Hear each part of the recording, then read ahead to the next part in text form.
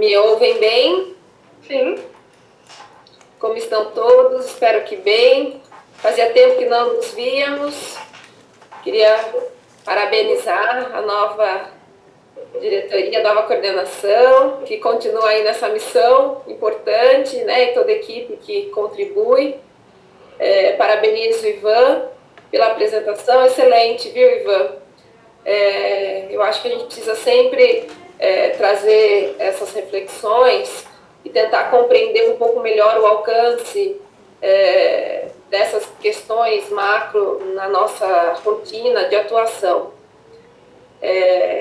Cumprimento a todos, estou vendo aqui meus colegas também, o Ivan, Carneiro, a Sandra, Kishi. Temos também nos debruçado muito sobre todos esses temas. Agradeço a Luciana pelo convite. E eu não trouxe uma apresentação, porque, na verdade, o intuito é trazer um pouco do que nós temos discutido com base nessa grande alteração do marco regulatório e com a aprovação da Lei 14.026 de 2020. De antemão, eu já coloco que são reflexões preliminares, o desafio de nós bem compreendermos como nós seremos afetados com todo esse conjunto de alterações é enorme. E quanto mais eu leio, na verdade, esse conjunto de normas, mais eu me preocupo como nós conseguiremos viabilizar, e mais do que isso, como as instituições envolvidas conseguirão cumprir essa missão de forma a atender os objetivos que essa lei se propõe. Quando nós pensamos, acabou sendo muito comum essa colocação de que a Lei 14.026 é o marco regulatório do saneamento, como simplesmente ela tivesse alterado a Política Federal de Saneamento, é importante destacar que ela vai muito além disso. Na verdade, diretamente, por essa lei, são alteradas 7 leis extremamente significativas, dentre elas, logicamente, a Lei de Política Nacional de Saneamento, Lei de Política Federal de Saneamento e o seu decreto regulamentador, mas também a Lei 9984 da ANA, que acaba sendo muito comentada, algumas leis com a questão de cargo, que é menos relevante, mas a Lei 11.107 de consórcios públicos, a Lei de Política Nacional de Resíduos Sólidos, a Lei de Concessão dos Serviços Públicos. Nós temos também a Lei 13.089, que é do Estatuto da Metrópole, à medida que há previsão de grandes alterações em relação ao incentivo das prestações regionalizadas, e também a Lei 13.529, que trata, na verdade, de autorizar a União a participar de fundo de finalidade exclusiva de financiar serviços técnicos especializados. Então, vejam que, de uma forma muito sintética, como novidades dessas alterações, e como objetivos, nós podemos destacar a questão da uniformização da regulação, o intuito de competição nos acessos aos contratos, a regionalização da prestação desses serviços, a fixação de metas e a incorporação dessas metas nesses instrumentos negociais, a definição de normas e de condições de acesso a esses recursos federais e normas de transição, como haverá a migração desses atuais contratos ou mesmo dessas relações atualmente existentes para esse conjunto de normas que se pretende padronizar, tendo na figura da Agência Nacional de Águas e Saneamento, agora com a nova denominação, a missão de instituição dessas normas de referência. Então, nós temos realmente impactos muito significativos diante dessas alterações em todo o setor de saneamento, mas também nas próprias instituições que acabarão sofrendo profundas mudanças diante da aprovação desse novo marco regulatório. O que se pretende, em última instância, com isso, e se alega, na verdade, primeiro, a obtenção de recursos privados para fazer frente à universalização do saneamento, que tem como suas vertentes, além do abastecimento de água potável, esgoto, também a questão da drenagem urbana e da limpeza urbana e manejo de resíduos sólidos. E a gente não pode esquecer essas 4 vertentes, muito embora se fale muito em água e esgoto, e realmente as discussões acabam ficando muitas vezes circunscritas a esse grande objeto, mas nós temos que pensar também na aplicação desses instrumentos, pensando na questão dos resíduos e da drenagem urbana, que tem tanta relevância.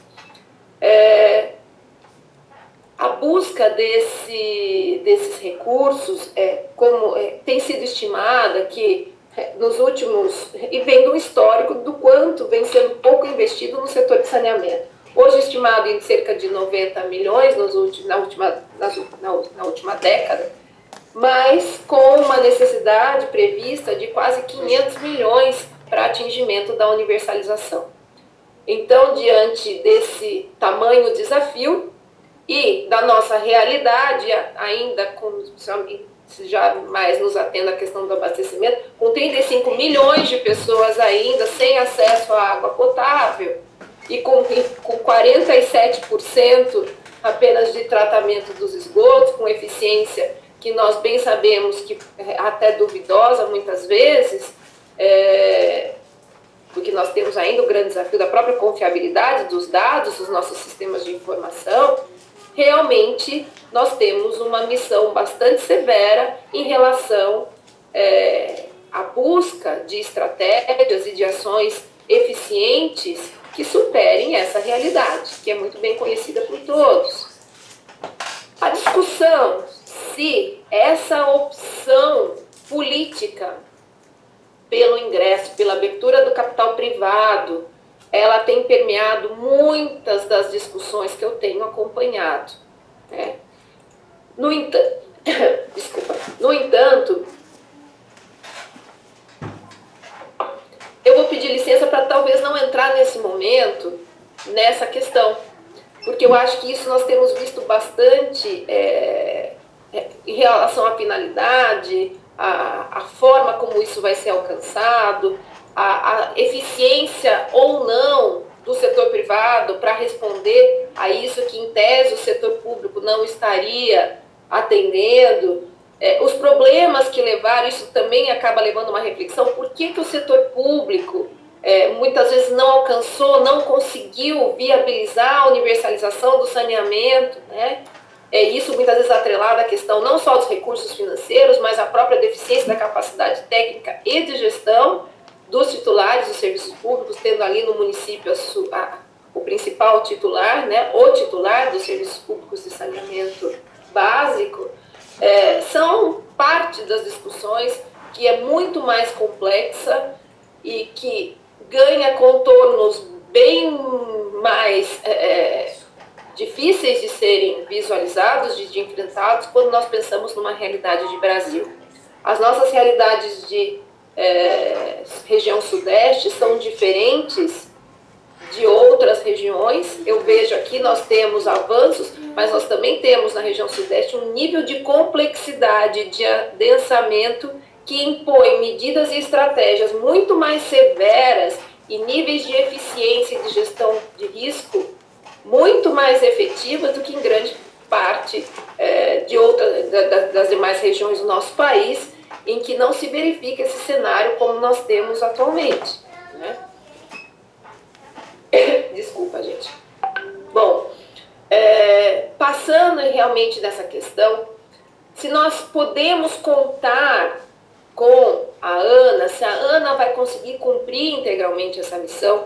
Eu tenho assistido várias das discussões com a presidente da ANA, e tivemos a oportunidade de ter uma reunião que foi promovida pela doutora Sandra com o diretor de regulação da ANA, em relação às expectativas, ao planejamento, a como vem sendo buscada realmente o cumprimento dessa missão diante desse novo marco. E o que é muito evidente, de fato, é que ainda a Agência Nacional de Água e Saneamento está se estruturando para fazer frente a essa missão. Né? Existe sim, todo mundo reconhece, a grande capacidade da Agência Nacional de Águas e do seu corpo técnico, né? mas também trazer o saneamento e internalizar isso nas estruturas da ANA depende realmente de uma nova abordagem, de uma nova estruturação dessa instituição, né? Que não tem efetivamente essa prática, e isso fica mais grave no nosso contexto de pandemia, com redução significativa de custos, em que as estruturas já estão bastante enxutas. Então, o que eles colocam, que farão isso de uma forma muito tranquila, sobretudo cientes do que vão representar essas normas de referência para o país. Nós tivemos um desassossego muito grande, tanto pelos municípios como pelas agências reguladoras atualmente existentes, mas tirando o aspecto positivo dessa maior centralização, e não dizer centralização de uma forma negativa, mas no intuito efetivamente de uniformização das normas de referência, isso parece ser bastante salutar num sistema altamente fragmentado, em que nós temos uma Associação Brasileira de Agências de Regulação, a ABAR, que promove discussões, promove busca de entendimentos, mas as agências, de um modo geral, possuem a sua autonomia, e muitas vezes nós temos quase mais de 50 entidades reguladoras hoje, atualmente existentes no país. Convivemos no estado de São Paulo com 2 agências reguladoras de extrema importância no cenário nacional, que são a Arcesp e a Ares PCJ, que em tema de abastecimento de água possui entendimentos bastante divergentes. Então, isso acaba sendo bastante complexo na construção dessas políticas, sobretudo num cenário em que ao ingresso do capital privado e do aumento das concessões, há que se ter um fortalecimento muito grande da regulação, porque está nessa questão a chave do sucesso ou do insucesso dessa opção que se adotou por meio do ingresso e das empresas privadas no setor de saneamento de uma forma ampla. Então, eu acho que nós precisamos avançar na discussão de como e quais são os caminhos que nós teremos que encontrar para que, no âmbito dos municípios, das prestações regionalizadas, na constituição dos consórcios, nos estudos de viabilidade técnica, econômica e financeira, todas essas questões sejam já internalizadas neste momento, anteriormente a essas novas concessões e nesse momento de readequação de boa parte dos contratos. Porque todos esses instrumentos terão que ser revisitados à luz dessas profundas alterações, né? E realmente, assim, é uma nova visão. Por isso que é importante nós nos debruçarmos rapidamente para compreender o alcance dessas alterações e buscar realmente o que é de relevante a ser discutido e trazido para esse planejamento, porque tudo vai passar basicamente por esse replanejamento. E aí nós temos algumas críticas que vêm nessa uniformização, de certa forma, uma própria transferência de parte da titularidade, da autonomia dos municípios para a esfera federal. Eu acho que o que se busca sobretudo, através da Agência Nacional de Água e Saneamento, uma regulação técnica. E o que é colocado pela ANA é justamente um diálogo permanente com as instituições para ir consolidando as normas que já estejam, de certa forma, mais sem tantas contradições, mas já internalizadas no âmbito do setor de saneamento, de forma a evitar grandes polêmicas. A ANA tem se reunido com frequência e tem promovido encontros, grupos de trabalho, inclusive com o CDE, O que isso significa? Nós trazemos também para o âmbito desses contratos uma visão internacional bastante relevante, que é da questão da gestão de risco socioambiental, da questão também, como eles colocam, da preocupação com a sustentabilidade econômica financeira, mas também com os instrumentos de governança. Certamente teremos avanços bastante significativos nesses setores. E eu vou falar um pouco mais adiante, quando nós nos deparamos com a minuta da portaria de potabilidade, ignorando a principal ferramenta de gestão de risco reconhecida pela Organização Mundial de Saúde, que é o Plano de Segurança da Água, isso nos chama a atenção e mostra uma visão, com todo respeito, dissociada dessa nova realidade macro que tem que ser pensada. Quando nós falamos de abertura de capital, nós estamos falando inclusive de abertura de capital muitas vezes externo, com regras bastante severas de gestão de risco. E quando nós analisamos na própria Lei 14.029, o que alterou em termos de normas de referência para a regulação, ali nós encontramos um conjunto de previsões a ser em relação aos padrões de qualidade e eficiência na prestação, na questão das metas de qualidade e eficiência e ampliação da cobertura dos serviços, bem como especificação de matriz de risco e dos mecanismos de manutenção de equilíbrio econômico e financeiro, metas de universalização de serviços para concessões que considerem, entre outras condições, o nível de cobertura do serviço existente, a governança das entidades reguladoras, as normas e metas de conteúdo mínimo para prestação universalizada e para sustentabilidade econômico-financeira. Enfim, ali é bastante abrangente quais serão as matérias a serem tratadas no âmbito dessas normas de referência e, dentre elas, nós temos estabelecer parâmetros e periodicidade mínimos para medição do cumprimento dessas metas e cobertura do serviço e do atendimento aos indicadores de qualidade e aos padrões de potabilidade, observada as peculiaridades contratuais e regionais.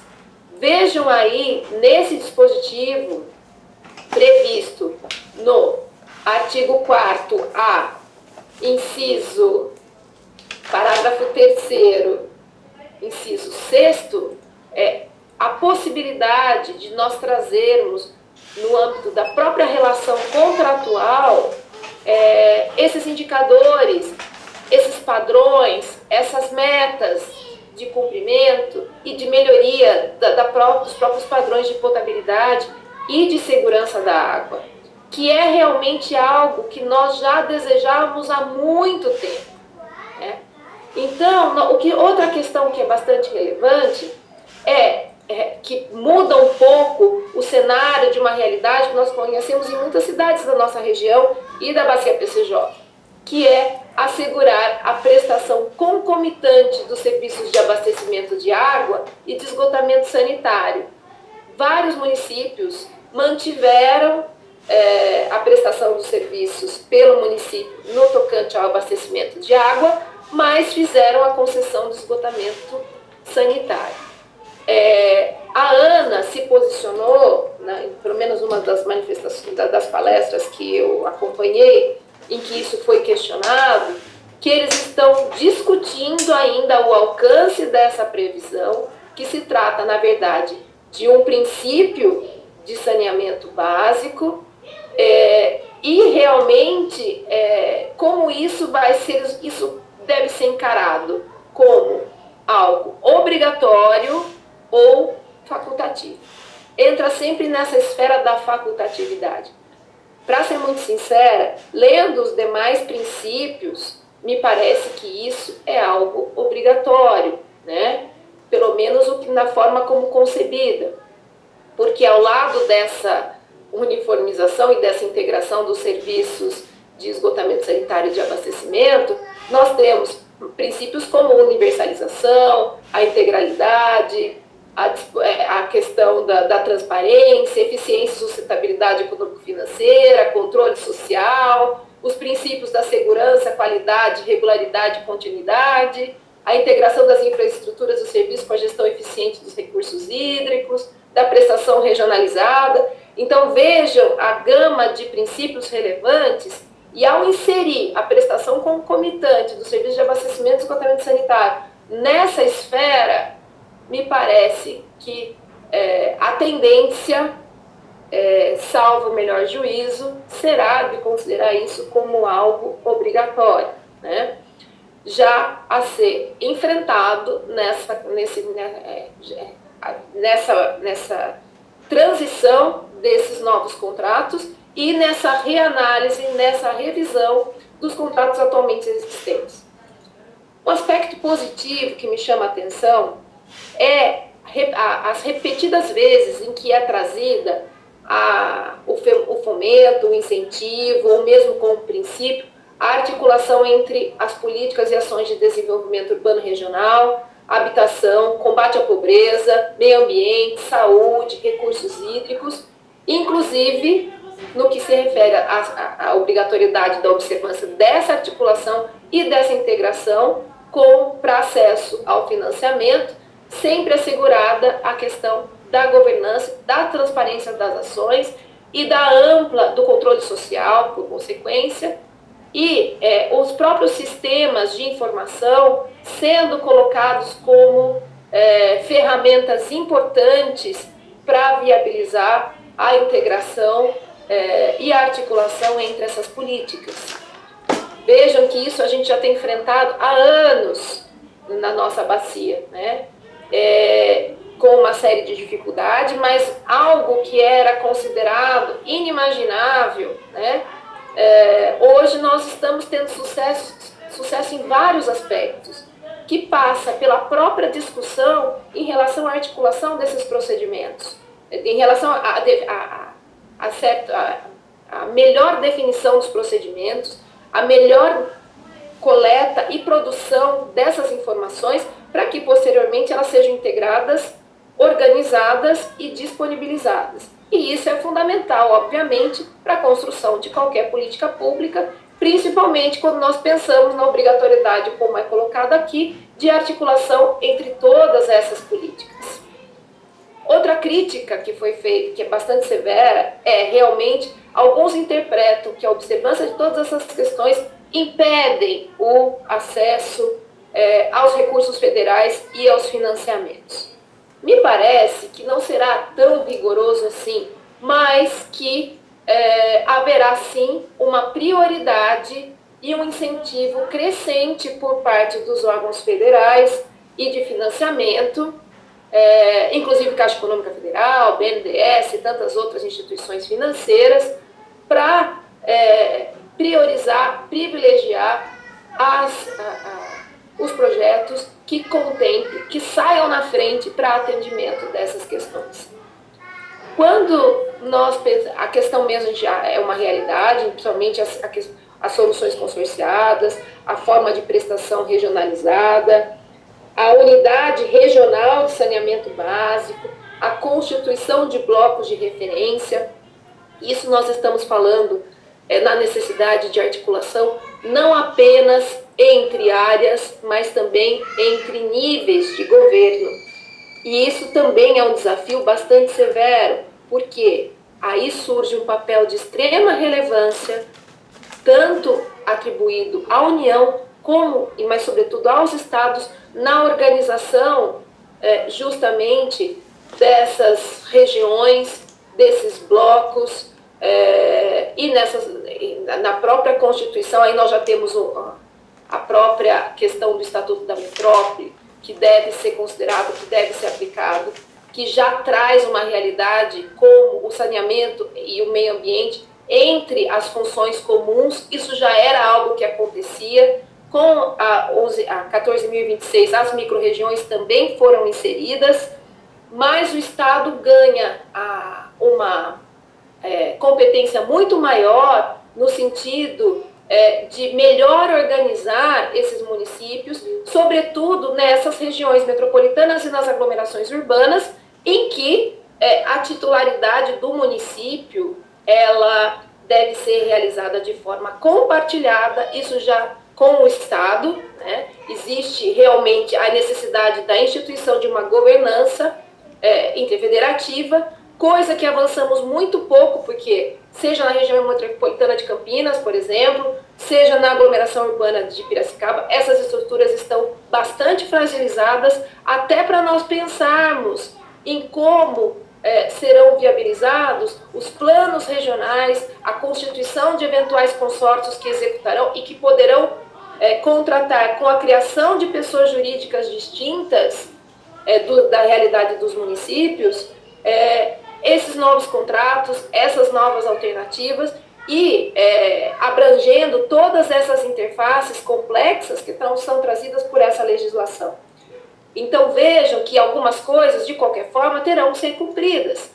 Na questão, em termos de metas de universalização, por exemplo, existe a questão do próprio olhar da lei, atualmente agora, abarcando e trazendo para o âmbito da responsabilidade também desse planejamento, o saneamento na área rural. O PCJ há muito tempo já discute isso, mas sempre pensando em soluções alternativas, coletivas, e isso sempre foi deixado de lado nas contratações e nas concessões em que esses serviços eram delimitados, em regra, apenas na área urbana.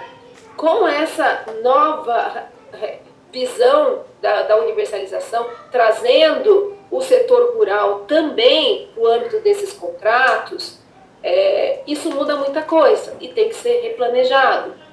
E quando nós falamos em termos de metas e de prazos, nós temos o artigo 11 definindo como metas de universalização o atendimento de 99% da população com água potável e 90% da população com coleta e tratamento de esgotos até 31 de dezembro de 2033. Os contratos em vigor, no entanto, que não possuírem metas de que trata esse dispositivo, eles terão que ser adequados até 31 de março de 2022. Isso significa o quê? Então, mas poxa vida, né? Aqui a região sudeste já tem patamares bem mais elevados em termos de tratamento de esgoto, de acesso à água potável. Então, isso vai criar uma flexibilização maior? Não, de forma alguma.